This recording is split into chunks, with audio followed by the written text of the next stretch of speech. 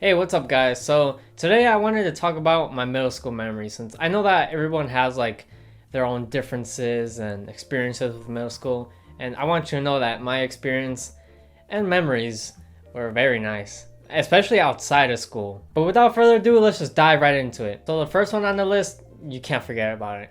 6th grade, first day, I threw up. It was awesome. I remember when I transferred schools after I was done with 6th grade. Shout out to my friend Gavin. He was pretty much the one who got me into his school. But, one day we were just hanging out at the park and it was like, Angel, you should, come to my school. And I'm like, yeah, I should. But isn't it too late already? He's like, no, well, maybe, yes, but you can always try and join. I'm like, all right. And we applied. I got accepted. No test, no essay or anything that I had to do. I remember this time in 8th grade when I snuck into a dance. It was just like the most lamest thing ever. I mean, the dances sucked, but it was hilarious.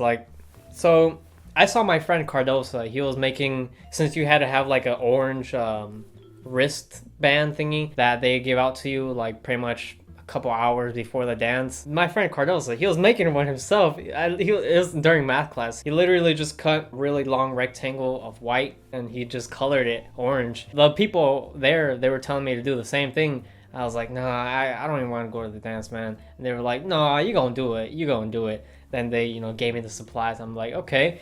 And I started coloring it. Then when it was time to go to the actual dance itself, I was kind of nervous since I thought I was gonna get caught because you weren't supposed to do this. But there was like 3 principals and like 3 security guards and like 3 teachers there at the entrance of the dance. This security guard, she was like, all right, flash your wristbands. And I flashed mine and I got in, so I just got lucky. I remember in 7th grade when I came to school looking like a straight cholo. I remember in 8th grade when this Somalian dude in my class, he ate pork at lunch. It was either a hot dog or broth that we ate, and I'm sure it had pork because like he went to ask the lunch ladies, and I'm guessing they said yeah. And then he came back to the lunch table like like he was like just so fired up. But then again, it's against his religion to eat pork. That sucks. I remember when a buddy of mine named Clarence, every day in 7th and 8th grade, every single day at lunch, he would always be like, you want that? I'm guessing that trait of his rubbed off on mine, because if you are one of the people who go to my school who sit at lunch with me, you know that I'm always going to be like, you want that? Like, he literally will get his finger as close to your food as possible without touching it. It was funny. I remember this one teacher that I had in 8th grade during my first block class. The only thing you really would ever hear him say is, no Pandora, Odyssey only. Because we would always be in a computer lab. We were supposed to do something online. It's like basically online courses, really lame stuff. Some people, they'll try to get away with listening to music on Pandora. The teacher would always catch them and he'd be like, no Pandora, Odyssey only. I remember in 7th grade when me and a couple people went to a private field trip that not a lot of people were invited to go to on. Does that even make sense? Go to on. And the museum itself, I won't lie, it was pretty boring, but we went like downstairs and there was like a bunch of different machines and then paints, and we just started painting something. I can't remember how it went, but it was very odd. It's like something you've never seen before. We started painting, and I remember I was painting my camera that I'm recording with right now. It was pretty cool. I remember in 6th grade when I went to a field trip to the park. It was like a huge park. We were like just running around, going places we weren't really supposed to be going to. That was still in the park, but it was like way behind the park. We came across some train tracks and we came across like a woods type looking place. Me and a group of friends were just running around. Everyone was running around there. Teachers didn't even know that anybody was there. I remember in 6th grade when this girl, she lost her watch, her Rolex, and it was an actual Rolex. It was pretty crazy. 6th grade, a girl having a Rolex, like wow. She quote unquote lost her Rolex. Long story short, we all got searched by security guards, and even the security guards, they like checked all of our belongings. Like, geez, I had a binder, right? Okay. And she like went through it like if I was hiding cocaine in there. But like 10 minutes into that, a girl walks by in the hallway. I'm guessing it was her friend. It had to be. And then her friend was like, oh, here's her watch, here. She didn't even lose it. She just gave it to somebody. Come on, how do you do that? I remember 7th grade when I did a project with my boy named Kyron. He's a great friend of mine. We did a rap on the book To Kill a Mockingbird.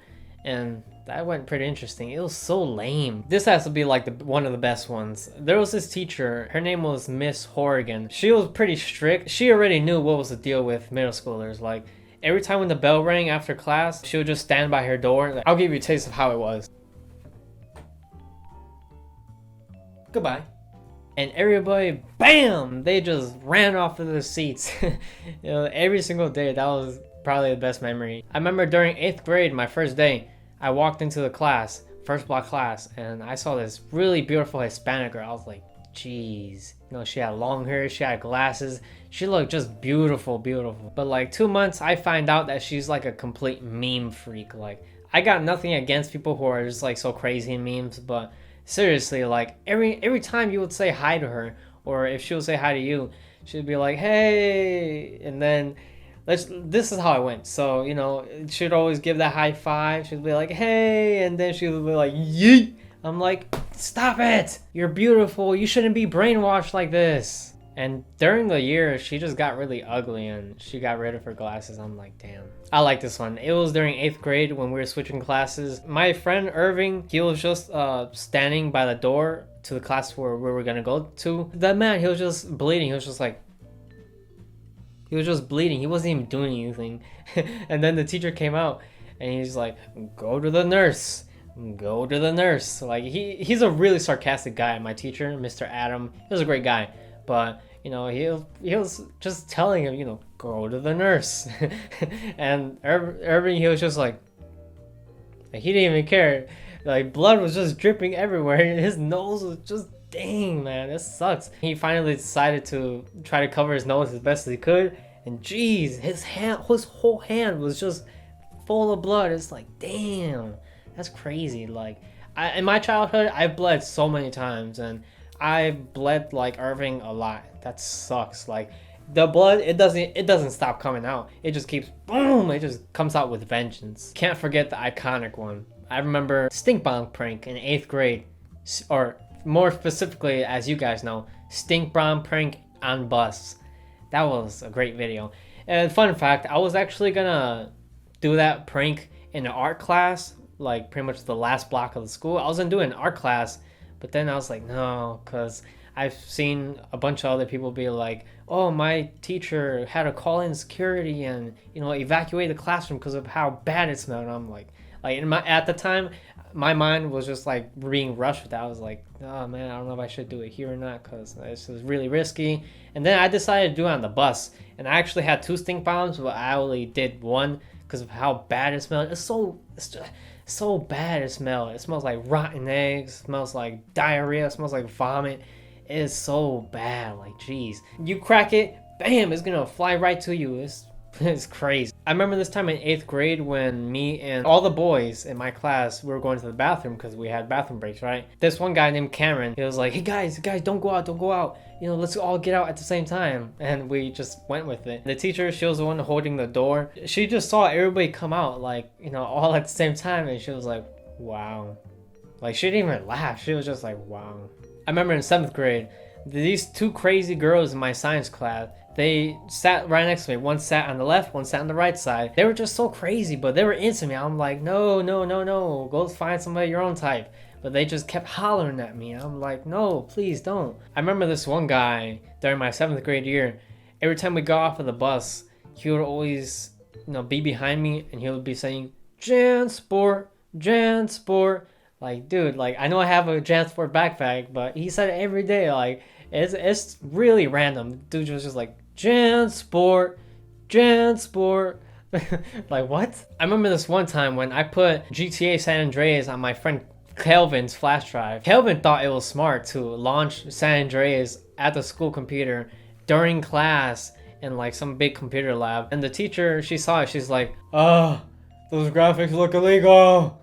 And I could understand why she said that they looked illegal because, I mean, there was no Steam or nothing on those computers. Like, you needed to actually get those games illegally in order to play them on there. Like, that was the only way. I remember in 8th grade when I built a roller coaster straightly out of paper in my design lab class, or whatever it's called. It's called Project Lead the Way, but I don't even know what that's supposed to mean. Shout out to AbDC, shout out to Julio G, shout out to Clarence M, and that roller coaster was huge. Like, it was literally, it was probably like 7 feet tall, and it was just straight out of paper, and it like went in loops, and then it went in, you know, straights, and it was pretty cool. The way we tested it is we had like a little marble. If it went all the way around, and you know, if it made it to the bottom, we passed. So I remember one of the scarier moments of my 8th grade year. I went to a field trip. It was to some go-karting place. I almost lost my phone. Like, I was go-karting. I had shorts on. I was go-karting. I'm guessing my phone just slipped out. That had to be the most scariest experience ever. Shout out to Max G for helping me out during the situation, since he let me actually use his phone for the Find My iPhone app. I was like, yes. You know, we tracked it. It was still in the go-karting place. I'm like, how? 5 minutes later, we come by to the go-karting place. We skipped, like, the line was so big, and we just skipped it. And the two guys who were running the go-karting course, they like automatically, you know, they try to like take us out right away. Well, me out, so I was the only one going in, but they try to take me out. I was like, hey, my iPhone, I lost my phone, man, I lost my phone. He takes me to some room. He's like, all right, come with me. The iPhone's right there. He's like, is that yours? I'm like, yes, thank you. You know, you don't understand how much this means to me. Thank you. And he's just like, yep. I remember my 7th grade math teacher. She was like yelling at the class because I think when none of us did our homework, she started saying something. She was like, blah, blah, blah, blah, blah. Put your head in your book. Ricardo, he took it like really literal. So all the time, like every day, he would always be like, Angel. And then I'd turn around. I'd be like, what? He's like, put your head in your book. And then he always had his, he would always put his book like literally on his face. The last one. I was a straight pro at presentations. Like, if you've ever seen me present, you know, I just nail it right on. Usually, if it's a presentation I'm not interested in, I won't really care about it, and I'll be pretty nervous. But usually, if it's a presentation that I like, I love to do that. I will be glad to present it. I'm not saying I'm like the world's best presenter, but ever since 6th grade, when I first did my first presentation, my middle school years, I just did really good with presentations. Like, I'll show you right now. I hope you can see everything good, but usually the people who I see present, they're usually like this. Okay, so this is the war of Iraq. And then there's some people who are like, okay, this is the war of Iraq. And no, I wasn't anything like that. I was quite different. You know, I just do the things that real presenters do. You know, I look at the audience right in the eye. I speak very loudly. I don't just keep my eyes on the PowerPoint at all times. I'll just, you know, get a little glimpse at it and bam, you know, look back and forth. So let's say this is my presentation, right? All right, everybody. So today I'm going to be showing you a little about myself and what I do. Don't get me wrong. If you've ever seen me present, you probably think that I don't look nervous at all, but I'm usually nervous as heck. But once I'm up there doing my thing, I'm not really that nervous. I see a lot of people whenever they present, they speak too low and like you can't even hear them, or they, you know, they're speaking to the wall, you can't hear them. It's like, come on, project your voice, baby. Speak loud and just don't move around a lot. Since I see a lot of people whenever they present or make sometimes a YouTube video, they'll like move around too much because, you know, they need something to do. And I'm not gonna lie, sometimes I do that. Sometimes in my videos, you know, in my older videos, I would always walk around too much, or I would like just move around a lot. Obviously, that doesn't mean you're nervous if you do that. Some people, they just do that because they want to get the audience, you know, focused on them while still being concentrated. That makes sense. But honestly, the next time you present something, just be loud. And honestly, if you want to practice, go grab your phone or a camera and then just start talking loud to it, like how I am right now. I'm not speaking very loud, but you know, you gotta you gotta project decently, since if the camera can't hear you, the audience is not gonna hear you. Simple as that.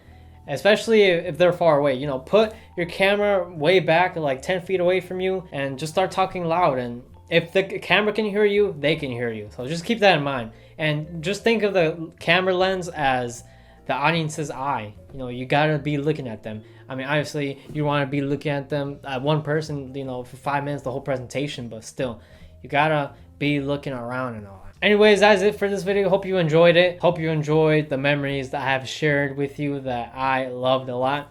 And I will see you later. Peace out, guys.